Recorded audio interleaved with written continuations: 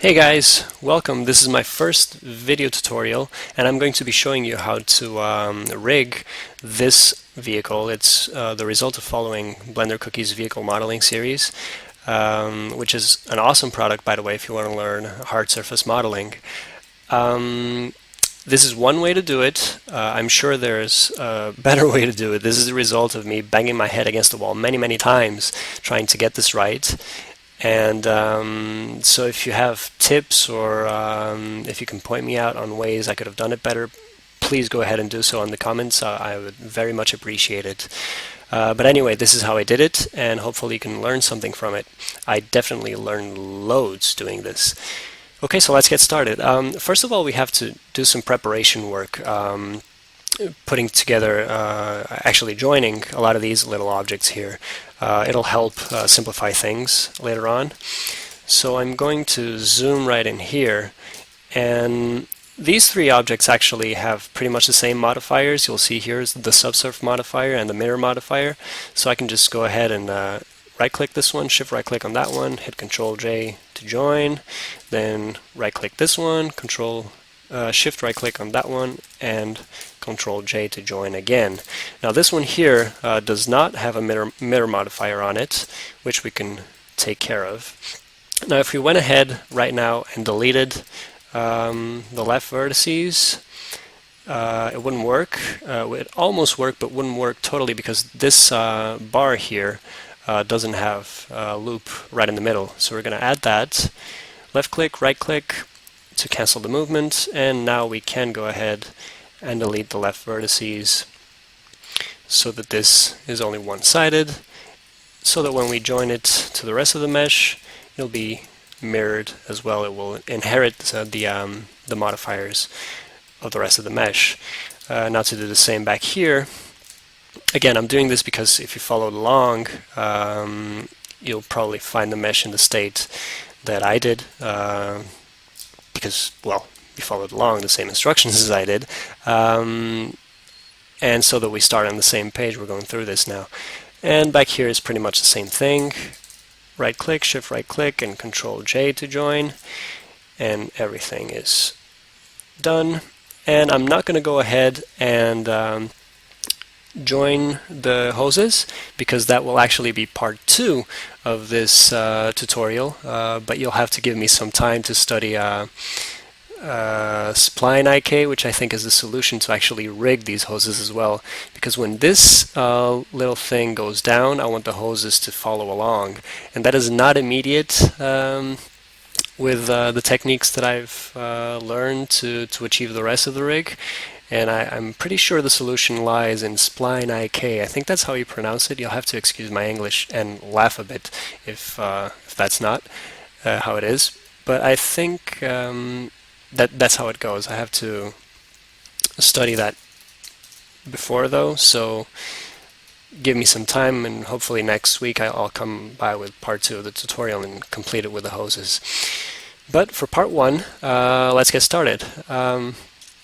Basically what we want here is, let me center the cursor first and then put this right here. Basically what we want is for this piston, or the wheel, to actually, let me maximize my view, there we go, to actually rotate like that. Obviously this support here will actually travel along this track that we've designed for it.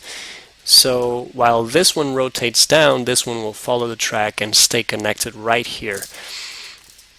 So basically we'll go like that, and that rod will go like that and probably rotate a bit as well to follow. And back here, quite simply, this will rotate as well, pretty much the same way, and the piston will extend so that it reaches the ground. So let's get started. Like I said, I banged my head against the wall many times, and this may not be the best solution, but I think it's pretty good, and the result is actually quite satisfying. So even if it's not the best way to do it, it works, and for now it's what matters. So So here you go. First of all, I will put my cursor. Remember, it's still centered along the x-axis, so all I have to do is position it right here, and I'll go ahead and click Shift A to add an armature and single bone. There we go. Then I'm gonna go into edit mode, and I'm going to place the cursor now over here, because this is where I want things to connect. I'll place the cursor roughly over there. I think that's okay. And I'm going to press, there we go, Shift S, selection to cursor. Let me turn on X-ray so you can see the bones through the mesh. And there we go. Before I continue though, let me just turn on simplify, because that way I can speed things up. The viewport was getting pretty slow with all the faces and vertices that we've got in this model. It's really complex actually. Okay, so the first bone is right there, and I'm going to do the same right here. So I'm going to position my cursor over here, and while still in edit mode, Shift A to add another bone to the same armature, and then place the cursor right over there, position it a little bit better, and then Shift S, selection to cursor. Now to make sure this is horizontal, I can go ahead and, well, it's pretty much the same, but go ahead and fix that. Okay, now my goal with this rigging is that I end up with only one bone to control the whole gear system. I don't want to be worried with one bone rotating with the other one extending or something like that. I want one bone to just control the whole rig if possible, and I actually did manage it somehow, so it is possible, and that's what I'm going to do again, because when you actually want to animate, you don't really want to worry about how it works, you just want it to work. And for that, I'm going to position my cursor right over here so that I don't, I could put it in here, but then it would be obscured and I would only have access to it with X-ray, and eventually I want to turn that off. So I'm just going to put it right here so that I can access it very, very easily. And I'm going to add another bone with Shift A and bring this down. And again, just to make sure, I'll make the Z position be the same on the Z-axis or Z-axis. I'm not really sure how you pronounce that. Probably both ways. Anyway, there we go. Now, what I want, what's important to me, there's a little Godfather quote for you, is that all the rig responds to this bone. So I'm going to go right ahead and add some constraints right now. So this one actually is going to be the same for both. It's going to have a copy rotation constraint. And before that, let me go ahead and name the bones before this turns into a big mess. So this one I'm going to call landing gear. This one I'm going to call let's see, back piston. And this one front piston.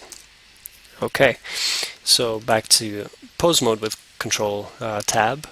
I'll go into the constraints. I've added the copy rotation already, and I'm going to target the landing gear. Select offset so that the rotation that I'm copying is offset by the rotation that the bone already had. Remember that I didn't make it straight, I made it point over here.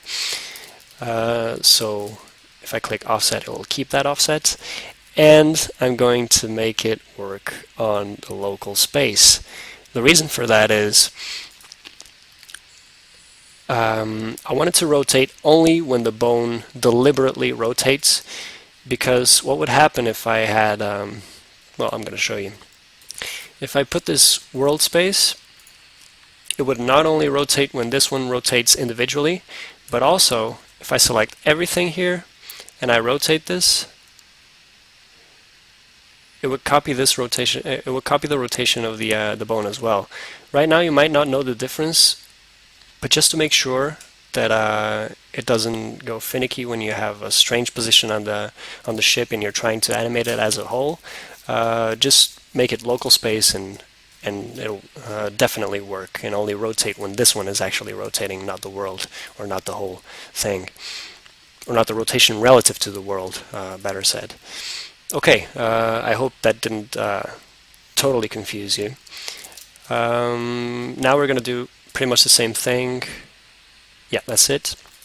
I'm going to do pretty much the same thing on this bone. Local space again.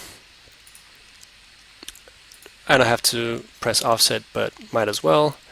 Actually, this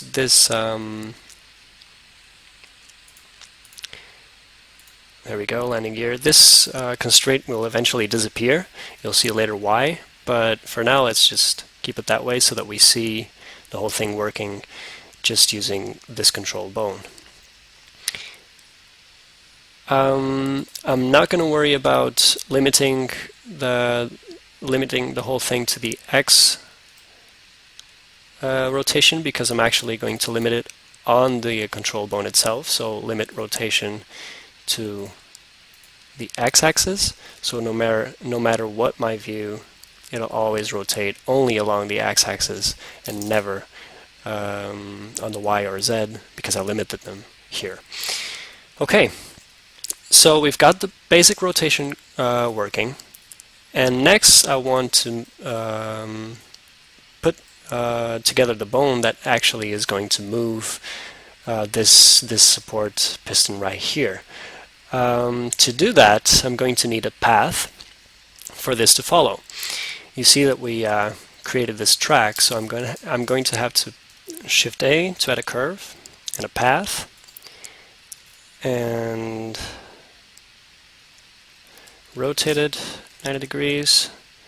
We need to type into edit mode. Okay, we need to rotate it 180 degrees more so that it actually points the right way.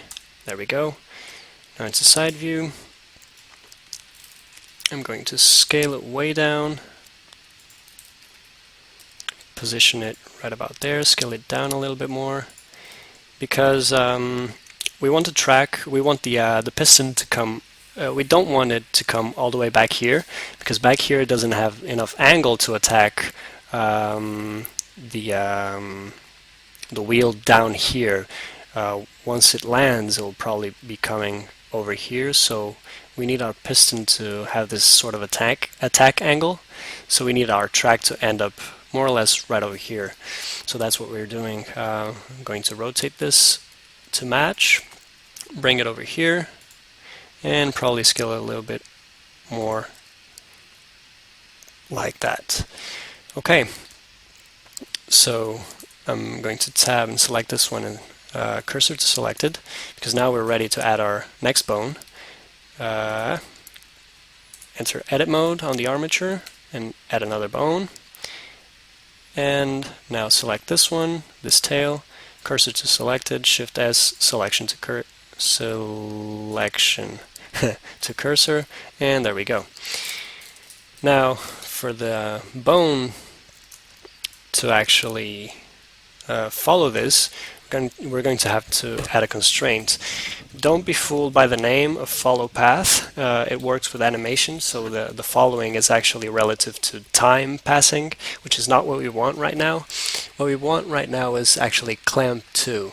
We're going to target the nerves path, which seems to be the other way around, but it doesn't really matter. We're going to fix that in a second.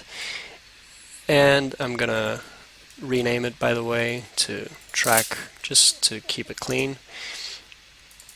Okay, so now for this to follow, and like I said, I want to have this bone control pretty much everything on the landing gear.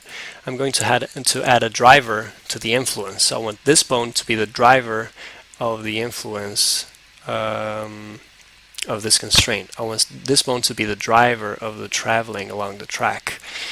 So the way we do that is right click on the influence and hit add driver. I'm going to split my view to get a graph editor, change the mode to drivers. Selecting this one and pressing N brings us the properties for the driver. And I want it to be an averaged value of the landing gear's X rotation, and again, local rotation.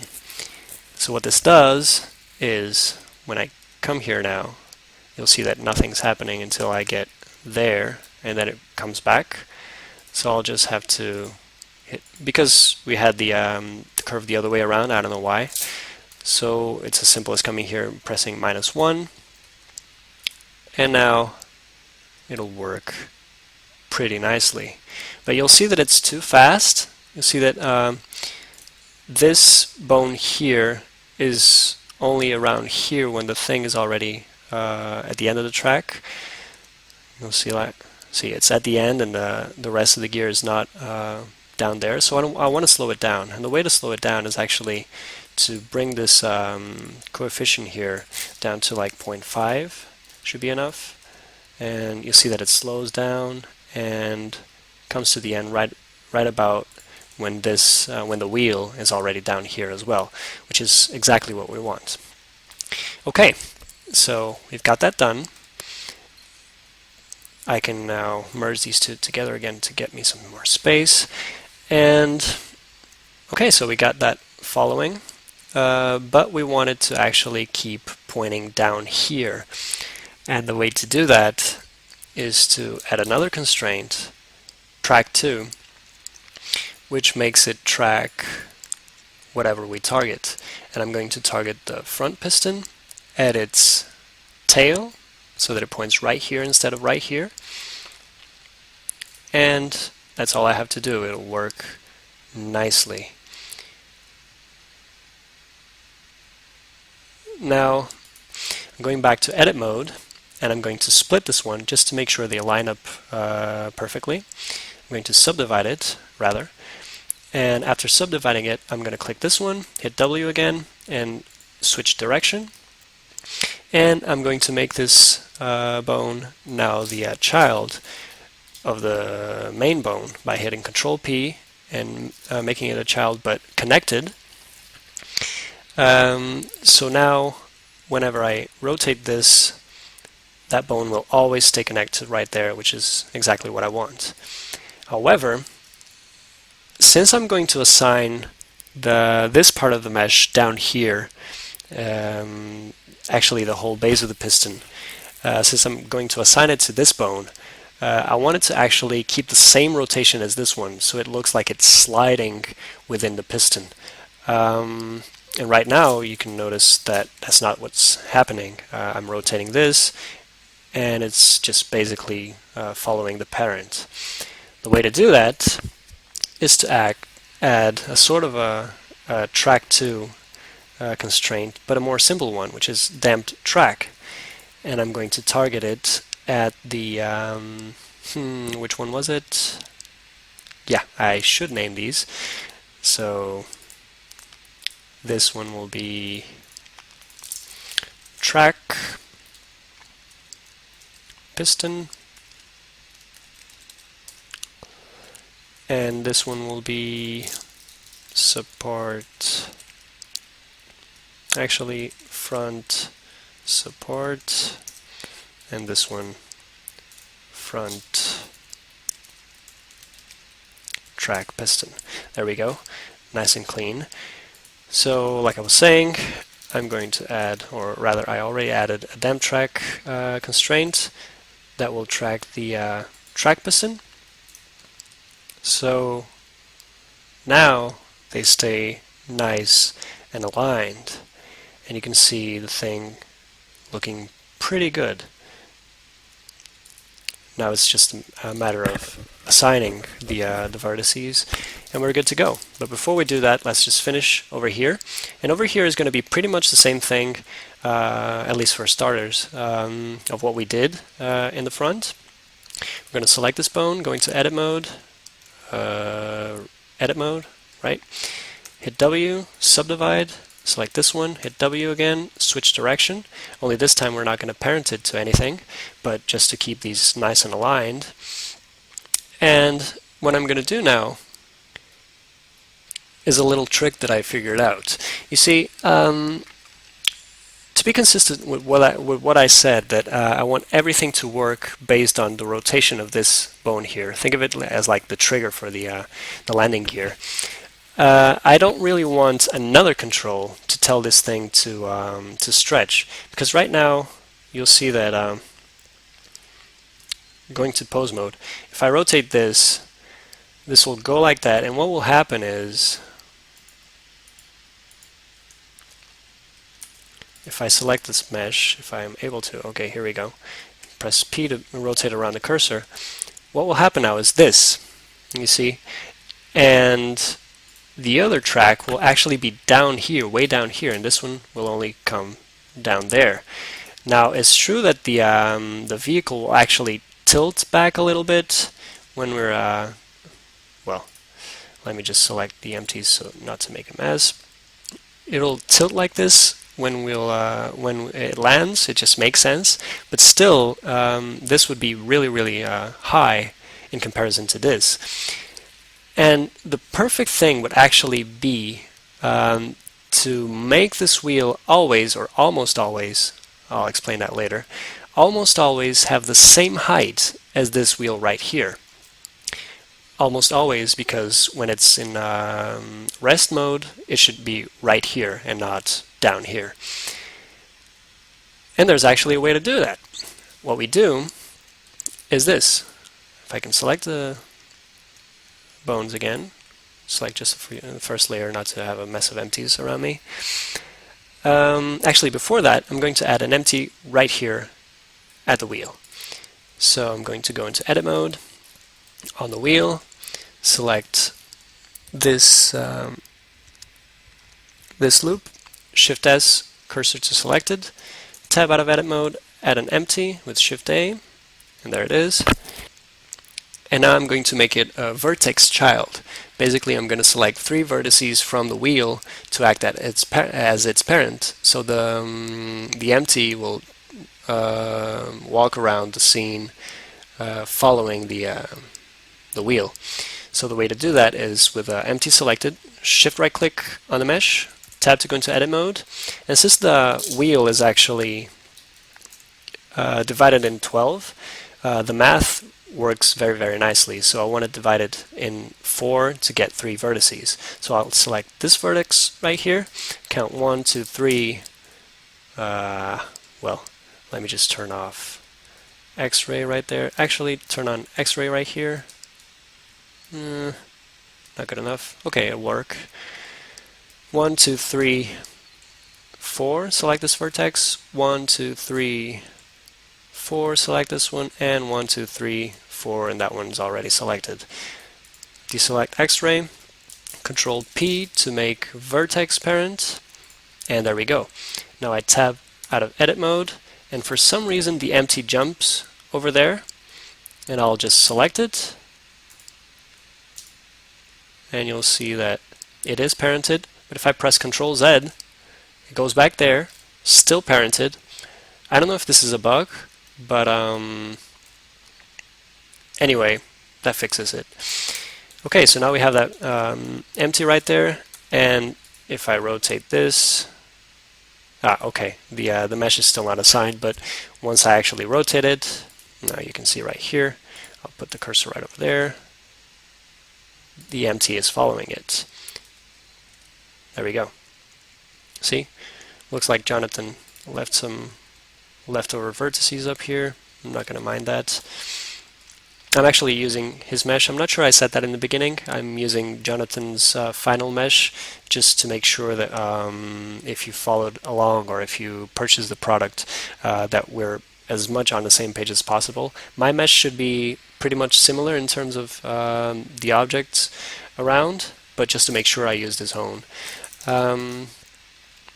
Okay, so now that we added that empty, we have a target for this bone to follow. And the way we're going to do that is adding a constraint, copy location constraint, and tell it to copy the Z location of empty nothing because I didn't name it. Let's call it, where did I go?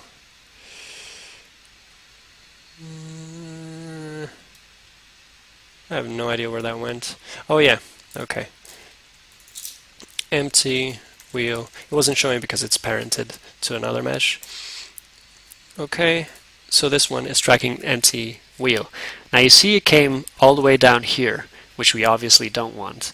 So, and this is what I was telling you before. We wanted to follow this one almost always, but not when it's in the rest mode. So the way to do that, well, again, is to add a driver to the influence. So we come over here, right click, add driver, get me another, or get me a graph editor again, drivers, hit N, select this one, and again I want it to be an average value of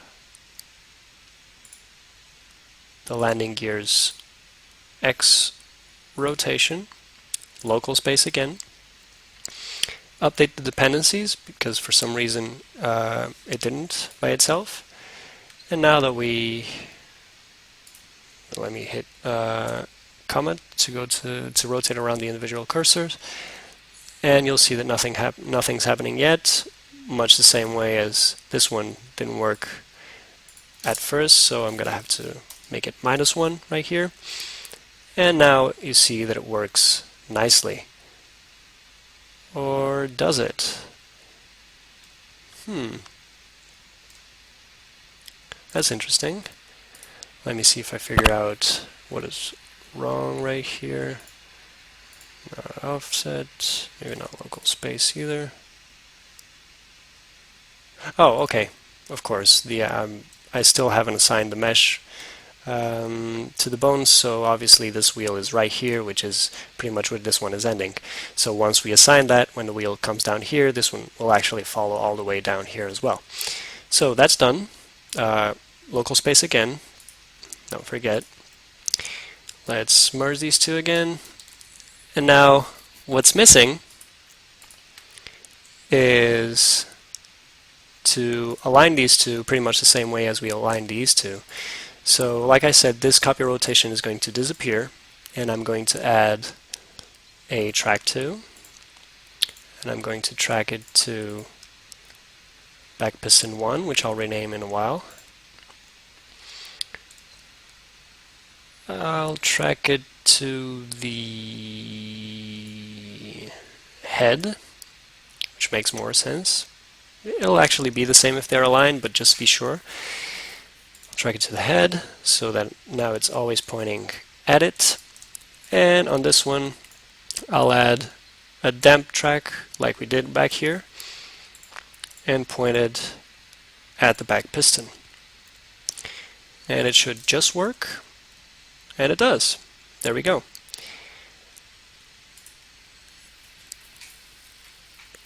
So now all that's left is to apply the armature to the mesh. So we select the armature, select the mesh, then select the armature.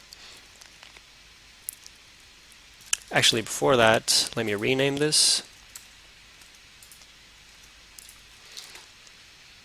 as back wheel. There we go.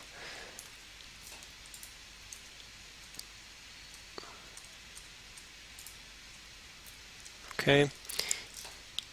So right click to select the mesh, shift right click to select the armature, control P, and set parent with empty groups. Now you see that it's already deforming without me assigning any vertices, and that's because we have envelope deformation enabled, or should be, because once I disable it, it still does that. You see that it's deforming on envelopes even though I told it not to. I don't know if this is a bug again, but the way to actually fix that is to go to each bone and set all these envelope settings to 0, which is a pain, but it could be worse. You could be animating these by hand, vertex by vertex, so just don't complain. I don't. This bone here is not actually meant to deform anything, so I'll just go right ahead and uncheck deform right there. And back here again, turning these settings to 0, these settings to 0, and there we go. So we're ready to assign our vertex groups to the bones. So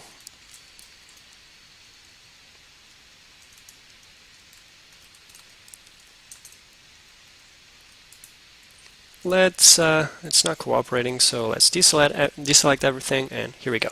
Okay, so select the armature, go into pose mode, select this bone, shift select the mesh, control tab to go into vertex paint mode, tab again to go into vertex select mode. It's just easier this way to select the vertices, and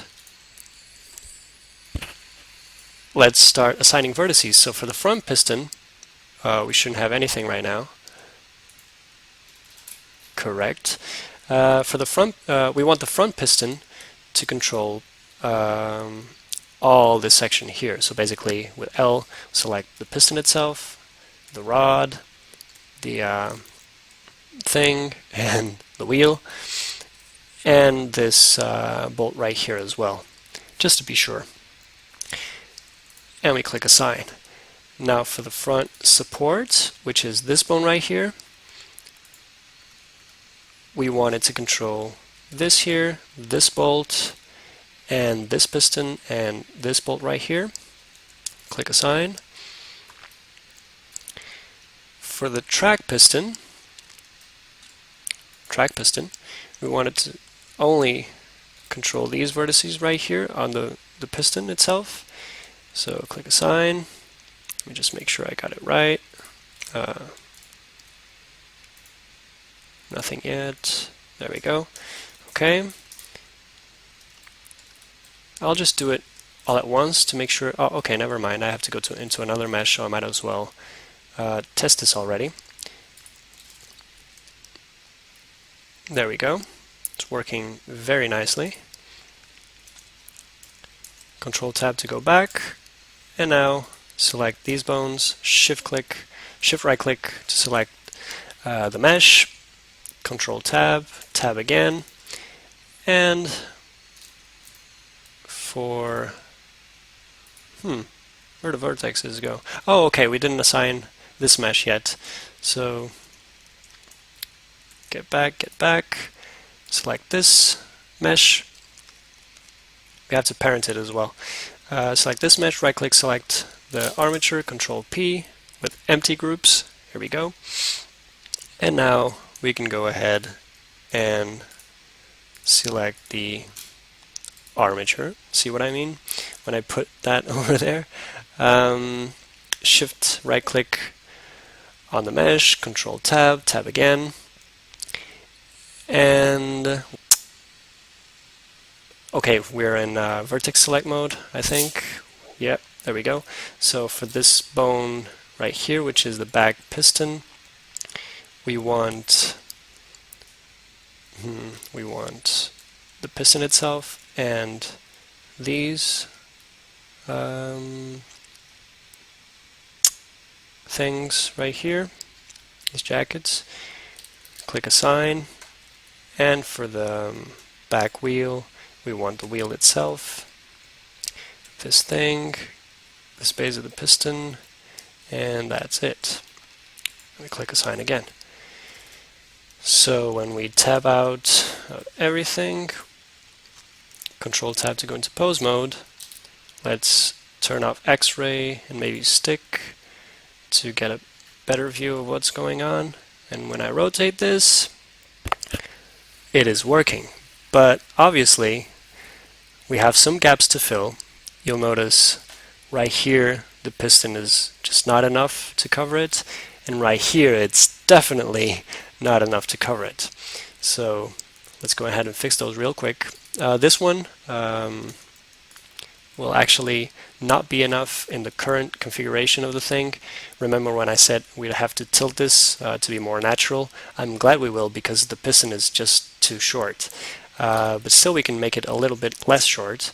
So we tap to go into edit mode, select these vertices by right clicking on them, grab on the Y. These are right on the Y axis, so we can actually do it really simple.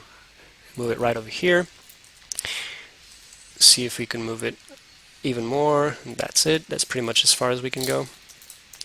And we can also bring these a little bit forward as well. Let's see. GY to translate around the y-axis and bring them right about here. Just gives us a little bit more leeway for the thing to travel. Let's go ahead and do the same down here. Hit tab to go into object mode, select this, tab to go into edit mode, and we're going to have to bring these around here. Hopefully there will be some transformation axis along that. There we go. I think this one will work. Let's go into bottom view to see if, yep, side view, front view, yep, that's it. So I'm going to bring this back here to give us a lot more room. That should be good. Control space to get rid of that transform control. Tab to get out of the edit mode. Select the armature. Control T to go into pose mode. And now that we rotate this, at least the front is perfect.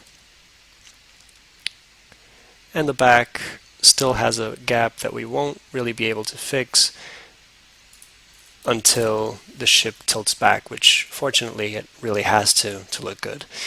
So we're almost there. Let's just add a plane. Actually, we're there. We're only not done with the hoses, but like I said, that's for next week. But I just want to demonstrate the thing. So I'll add a mesh, plane real quick, scale it up like that, maybe more, bring it down, extrude a little bit so we can see it from the side view. And let's position this more or less as we want it, which would be right here. Let's say I'm talking about the front wheel. Should be right here, I guess. And now, the awesome thing about this this wheel staying at the same Z position as the front wheel is that, as a side effect, something awesome happens. When I go into object mode and select everything, including the empties, but excluding the floor, or actually, first of all, let me select this empty, Shift S, cursor to selected. Let me bring the plane up a little bit so that it stays right there. And now that if I select everything, deselect the plane, and hit period to rotate around the cursor, you'll see that the wheel stays there nicely. Now, rotating around the cursor is not enough. I mean, I'll basically have to bring the whole thing down a little bit more so that it actually touches the ground. But you see what's happening. I mean, the wheel is staying at the same height no matter what, no matter how I rotate the vehicle. So you can actually do some cool effects with this, like when it lands, you can go, you know. That's just me playing around, but basically that's it. So the vehicle would be like that in rest position, and I'll bring this up a little bit, and there we go. You've got your vehicle rigged. Now when it takes off the ground, you just go into grab this to animate it, comment to rotate around the individual cursor. Just go like that, and the whole thing retracts back to its original position. And that's it, or at least that's it for part 1 of this. So if you guys give me some time, hopefully next week I'll come around with part 2, letting you know how you can actually rig these hoses to follow the piston as it rotates down here.